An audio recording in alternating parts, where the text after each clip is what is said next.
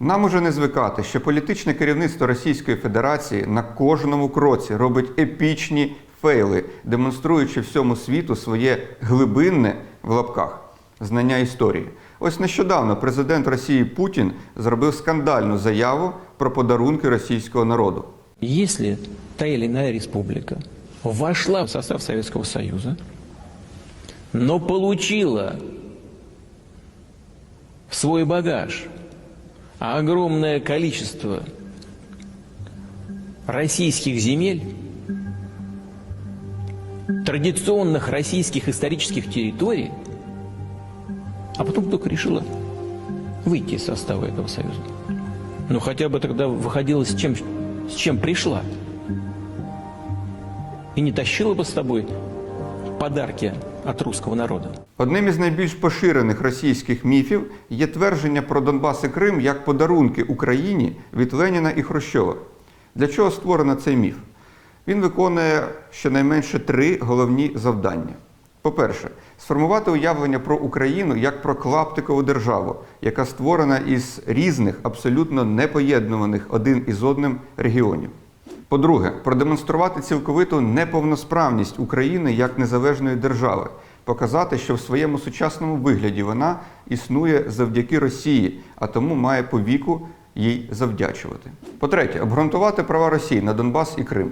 Мовляв, якщо це ісконно русські землі і колись вони з панського плеча були подаровані Україні, то тепер Росія має право забрати їх назад. Але ось тут нестиковочка вийшла. Російські міфотворці прорахувалися від самого початку. Адже навіть якби ці землі були ісконно руськими і колись давно подарованими Росією Україні, хоча це не так, і зараз ми це доведемо, всі порядні люди добре знають, що свої подарунки забирають назад тільки жлоби. Всех хохлов в состав России! Нам мало Крыма! Мариуполь! Русский город! Киев! Русский город! Таллин! Русский город! Минск! Русский город! Вильнюс! Русский город! Варшава! Русский город! Вітаю всіх глядачів українського YouTube. Мене звати Владлен Мараєв. Ви на каналі «Історія без міфів», де ми розповідаємо про минуле без прикрас і фальсифікацій. Наша мета – 100 тисяч підписників каналу до кінця поточного року. Просимо вас підтримати нас підпискою, вподобайками, коментарями, поширенням наших відео в соціальних мережах. А якщо ви маєте можливість і бажання, можете підтримати нас на Патреоні або поповнивши нашу монобанку. До речі, друзі, а чому тільки про Путіна ми зараз згадали? Взагалі-то міфи про Донбас і Крим як російські подарунки Україні існували задовго до появи Путіна у вищих ешелонах влади. Наприклад, відомий письменник Олександр Солженіцин, в минулому дисидент, до речі, лауреат Нобелівської премії з літератури, ще в травні 1994 року на шпальтах московської газети «Ізвєстія» зробив заяву. Придушуючи в 1919-му Україну, Ленін заради втішання її самолюбства прирізав до неї кілька російських областей, що ніколи в історії не належали Україні – південні і східні території нинішньої України. У 1954-му Хрущов свавільним капризом сатрапа подарував Україні ще й Крим. Отже, ці міфи існують давно, вони потрібні керівництву Російської Федерації. Для початку розберемося взагалі-то з тим, що таке є Донбас. Дуже часто кажуть, що Донбас, Донецький кам'яновугільний басейн, це територія Донецької та Луганської області України. Але це не зовсім так. Південь Донецької області, там де Маріуполь, це Приазов'я. Північ Луганської області, там де Сватове, Старобільськ, Біловодськ, це Слобожанщина.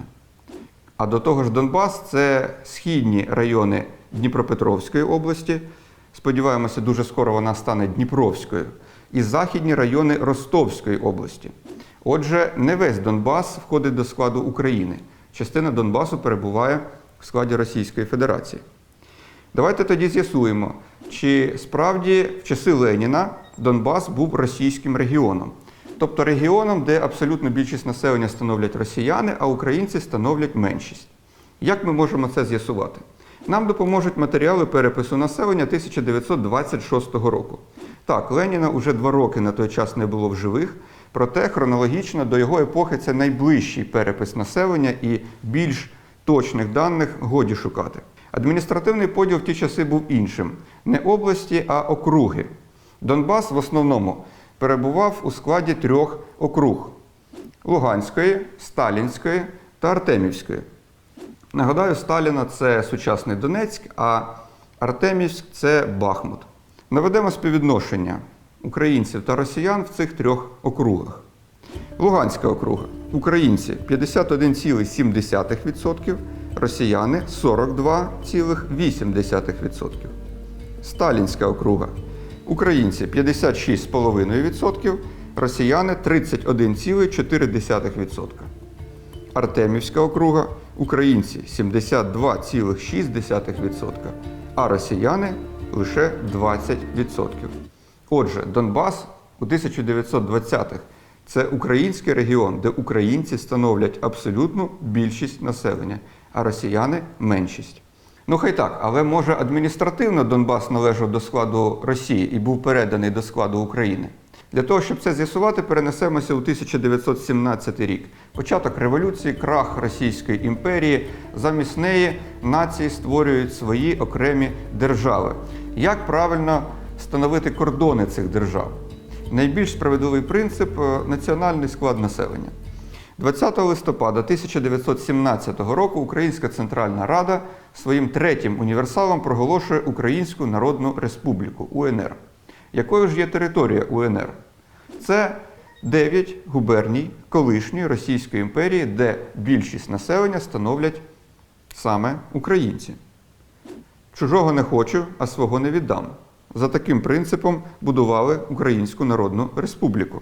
Серед цих 9 губерній є й Катеринославська губернія, до якої входить переважна частина Донбасу. Отже, Ленін навіть теоретично не міг подарувати або передати якісь землі зі складу Росії до складу України, оскільки Українська Народна Республіка, вона вже включила ці землі до свого складу. Ну а що ж більшовики? Вони проголосили свою владу в Україні пізніше, ніж Центральна Рада, а саме 25 грудня 1917 року. Але це тільки проголошення. Реально цю владу їм ще треба було завоювати. Саме тому проголошення супроводжувалося вторгненням більшовицьких військ із Росії. Після кількох років і після кількох спроб їм все-таки вдалося перемогти Українську Народну Республіку і встановити свій режим на переважній частині території України. Здавалося б, ось тут і може бути епізод із даруванням чи переданням Донбасу зі складу Росії до складу України, про що і писав Солженіцин. Але в тому то й справа, що ні. Більшовики, проголошуючи 25 грудня 1917 року свою владу, вони заявили Донбас одразу в складі більшовицької України. І таким чином Донбас російським після 1917 року, після революції 1917 року, не був взагалі ніколи. Окрім його найсхіднішої частини, про що зараз піде мова, і окрім дуже нетривалого періоду історії, коли Донбас перебував під контролем російських білогвардійців. Всю решту часу після 1917-го Донбас був саме українським. Так, але ж була ще Донецько-Криворізька Радянська Республіка, скажуть деякі. Справді, була. Але вона проголошена ще пізніше, ніж більшовицька Україна в лютому 1918 року, а вже через місяць її територію повернули до складу більшовицької України.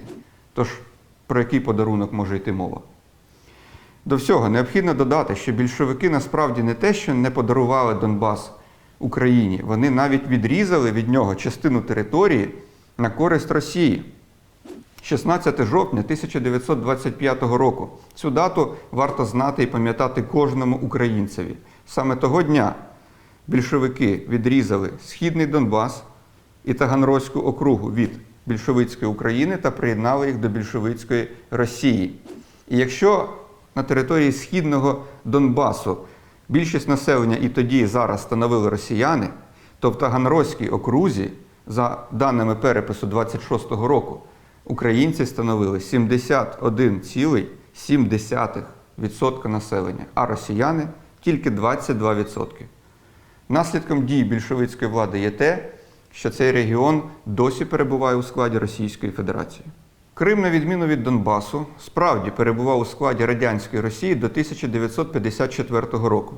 За всіма переписами населення, починаючи з кінця 19 століття, росіяни становили тут більше населення, ніж українці. Тому, здавалося б, міф про те, що Крим був подарований Україні, має під собою якісь підстави. Але давайте для спочатку розберемося з його простішою складовою. Чому Крим – це не подарунок саме Хрущова? Достатньо подивитися в документ, а саме указ Президії Верховної Ради СРСР про передання Кримської області зі складу Росії до складу України. Щоб побачити, підпису Хрущова там немає. Натомість є підписи голови Президії Верховної Ради Климента Ворошилова, до речі, нагадаю, уродженця Луганщини, і секретаря Президії Миколи Пєгова. Чому ж тоді говорять про Хрущова? Річ у тім, що ті, хто це говорять, мають дещо спрощений схематичний погляд на історію. Після Сталіна, вважають вони, керівником СРСР був Хрущов. Відповідно, він і ухвалював таке рішення. Проте вони забувають, що після смерті Сталіна, як свого часу і після смерті Леніна, існував період колегіального керівництва, коли рішення ухвалювалися не тільки одним діячем, а до того ж відбувалася боротьба за владу. Хрущов, як лідер СРСР, остаточно утвердився тільки у 1955 році. А в 1954-му, коли ухвалювалося рішення про передання Криму, більше влади, ніж Хрущов, мав голова уряду Георгій Маленков. І сама оця постанова, указ Президії Верховної Ради, він був затверджений на засіданні Президії ЦК КПРС, саме під керівництвом Маленкова. Отже, головним промоутером передання Криму до складу України був не Хрущов, а Маленков. Тепер перейдемо до складнішої частини цього міфу. Чому Крим не є подарунком взагалі? По-перше, за офіційною версією, Крим було передано насамперед з економічних міркувань. Як написано в указі, враховуючи спільність економіки, територіальну близькість і тісні господарські та культурні зв'язки півострова з Україною. Жодної згадки про подарунок, до речі, тим більше жодної згадки про подарунок до 300-річчя Переяславської ради, як стверджують деякі міфотворці. До речі, оголосивши саме такі причини передання Криму, самі радянські керівники визнали, що з Росією Крим має значно менше економічної, територіальної та культурної близькості, ніж з Україною. По-друге, Крим передавали для того, щоб відродити його українськими руками. За роки Другої світової війни населення півострова скоротилося втричі – з 1 мільйона 200 тисяч до 400 тисяч. Севастополь і Керч були майже повністю зруйновані, так само як і 127 сіл, сотні підприємств, тисячі будівель по всьому півострову. Радянська влада депортувала з Криму кримських татар, вірмен, німців, болгар, греків. Тому в повоєнні роки головним питанням було відновлення економіки Кримського півострова і його заселення. До середини 1950-х промисловість в цілому була відбудована та відновлена, проте сільське господарство перебувало в глибокому занепаді. Радянська влада сподівалася, що саме зусиллями талановитих і працьовитих українських селян, переселених до Криму, сільське господарство півострова підніметься. І ці сподівання після 1954 року справдилися. Переселенські потоки з континентальної України були тепер спрямовані переважно до Криму. Натомість для України зменшили план переселення до Казахстану. Що це дало для Криму? У 1963 році свідчив перший секретар Кримського промислового обкому КПУ Микола Суркін. Свідчив в бадьорій стилістиці радянської звітності. Помітних успіхів досягло за минуле десятиліття сільськогосподарське виробництво області. Валове виробництво м'яса нині становить 160% до 1953 року. Виробництво молока зросло більше як у 2 рази, винограду в 14 разів. Площі під садами розширилися в 3 рази, а під виноградниками в 9 разів. Нарешті, по-третє, Крим не був подарунком тому, що завдяки йому радянське керівництво планувало ще більше змішати різні нації і ще тісніше прив'язати Україну до Росії.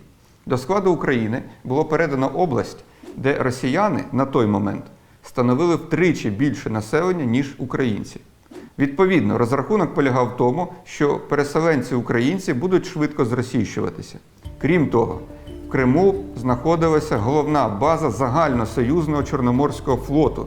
І вже тому, вважали в Кремлі, Крим ніколи не стане на 100% підконтрольний Києву.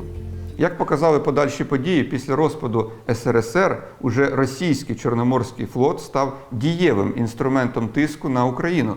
А в 2014 році він став учасником збройної агресії проти України та анексії півострова. Отже, передання Криму в 1954 році до складу України аж ніяк не було актом дарування, а прагматичним і далекосяжним ходом Кремля, який дбав винятково за інтереси Радянської імперії і аж ніяк не за інтереси українського народу. Попри це, сучасна Російська Федерація не має жодних законних підстав переглядати це рішення та здійснювати анексію півострова.